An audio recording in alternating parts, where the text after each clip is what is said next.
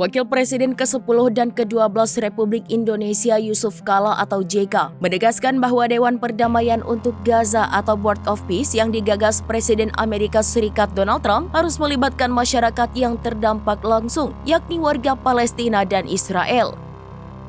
Menurut JK, upaya perdamaian tidak akan efektif jika hanya dirancang oleh negara-negara besar tanpa mendengar suara masyarakat di wilayah konflik. Ia menilai salah satu kelemahan proses perdamaian selama ini adalah minimnya keterlibatan warga lokal dalam pengambilan keputusan. JK menekankan bahwa perdamaian sejati tidak cukup diinisiasi secara elitis. Masyarakat lokal yang mengalami langsung dampak konflik harus diberi ruang berpartisipasi aktif, baik dalam proses rekonsiliasi maupun pembangunan pasca konflik.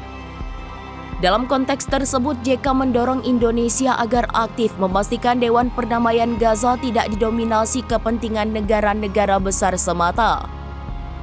Ia menambahkan, tanpa keterlibatan warga lokal, proses perdamaian beresiko tidak berkelanjutan dan sulit diwujudkan secara nyata di lapangan.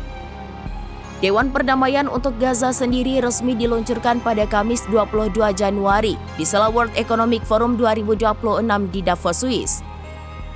Presiden Republik Indonesia Prabowo Subianto turut menandatangani piagam pembentukannya sebagai tanda keikutsertaan Indonesia dalam badan internasional tersebut.